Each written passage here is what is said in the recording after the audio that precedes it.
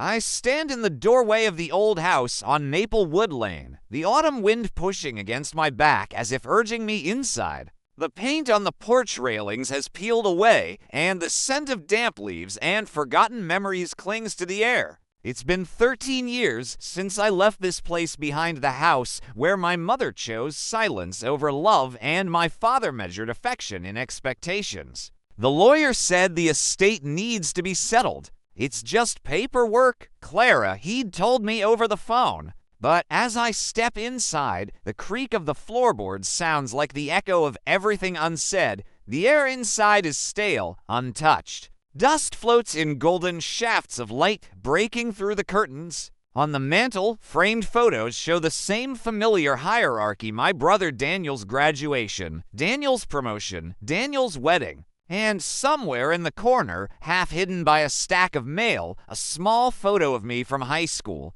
my face half in shadow. I set down my bag and take a deep breath. Let's get this over with, I whisper. But the house doesn't let go easily. It hums with memories, pulling me back to a time when I still believed love could be earned. Daniel's scholarship came through. Mom's voice had once carried through the house like a trumpet. I'd been standing in the kitchen doorway, clutching my art portfolio, waiting for a pause that never came. Dad's laughter filled the air. That's my boy. Knew all that tutoring would pay off. I had painted something that day, their faces beaming with pride from memory, because they never looked at me that way. When I showed it to them, Mom smiled absently. That's nice, Clara. Maybe you can make one of the family together next time. As if I wasn't already part of it. That night, I sat in my room sketching until my fingers ached. Somewhere in the walls, I could hear them celebrating. Every cheer, every toast was a reminder. I was a footnote in their story. I wander through the rooms now, the same wallpaper, the same framed degrees. The air feels heavy, as if the house itself remembers how it made me small. In the kitchen, I find the letter. It's on the table, yellowed at the edges, sealed in my mother's handwriting. My name, Clara Elise Montgomery, written carefully, almost trembling. I hesitate before opening it. My heartbeat drums in my ears. My dearest Clara, if you're reading this, I suppose I'm gone. There are things I never said, things I should have. I don't expect forgiveness, only understanding. I sit down slowly, the letter shaking in my hands. You were never the problem. Clara, I was afraid that loving you would make you leave like I once did. I poured everything into Daniel because he stayed, but you reminded me of myself, the dreamer who wanted more, and I punished you for it. The words blur through tears. I read them again and again. When you left, I pretended not to care, but every Christmas, I set a place for you at the table. I kept your paintings in the attic. I told myself one day you'd come home, not for duty, but for peace. A single tear lands on the paper, smearing her signature. It had been a fight, like always. You're wasting your life, Clara, Dad had said, his voice hard as marble. You could have joined Daniel's firm. You're choosing paint over purpose. I'm choosing myself, I'd whispered. Mom stood by the sink, silent. Not once did she tell me to stay. So I left. No hugs. No goodbyes. Just the echo of a slammed door and the weight of unspoken words following me into the night. The attic door groans as I pull it open. The smell of old cedar and dust fills my lungs. Stacks of boxes sit beneath the low beams.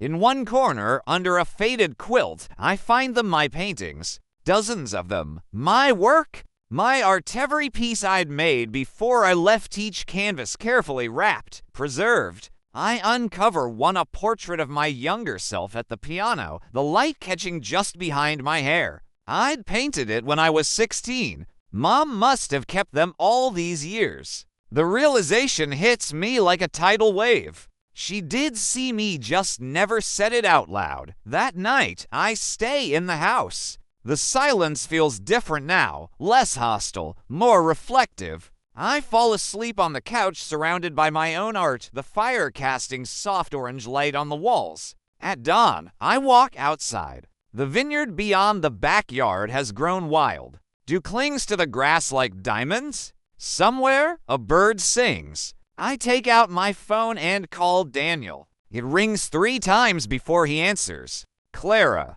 Hey, I say quietly. We need to talk. He exhales like he's been waiting for this moment. I know, moms will. It's not about that. I interrupt. It's about us. About everything. There's a long pause. I never meant to take everything from you, he says finally. Mom and Dad. They made it feel like I had to be perfect. I didn't realize I was part of what pushed you away for a long time. I say nothing. Then softly, we both lost the same mother, Daniel. Just in different ways. He doesn't respond, but I hear him crying. For the first time, the silence between us feels like healing, not distance. Weeks pass. The house is sold, the paperwork finalized. I move back to Portland, into a small studio apartment with wide windows and pale morning light. On the first Sunday of spring, I hold my first solo exhibition. Inheritance of Silence. It's called a collection of my mother's house, the attic, the letter, the forgotten faces. The gallery fills with strangers who merely see me through my work. And for the first time, I realize that being seen doesn't come from those who share your blood, but from those who share your vision. After the show, I stand outside the gallery as the evening light fades. My phone buzzes a message from Daniel. Mom would have been proud of you.